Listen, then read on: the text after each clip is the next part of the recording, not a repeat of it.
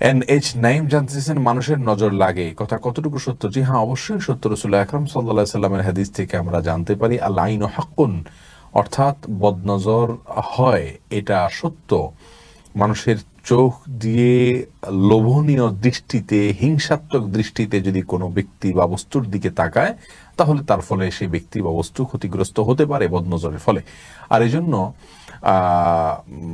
ওই ব্যক্তি, কোনো ব্যক্তি বা কোনো বস্তুর দিকে তাকালে, আশ্চর্যান্বিত হলে, অবাক লাগলে, তখন মাশা আল্লাহ, আলহামদুলিল্লাহ এরকম শব্দ উচ্চারণ করা ভালো। তাহলে বদনজর থেকে ওই বস্তুটি রক্ষা পায়।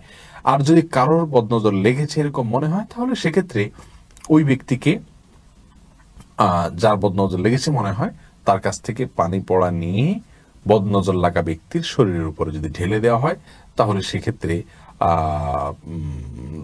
আপনার বদনজর থেকে আল্লাহ রাব্বুল আলামিন তাকে রক্ষা করেন, অর্থাৎ তার ক্ষতি থেকে আল্লাহ তাআলা হেফাজত করেন।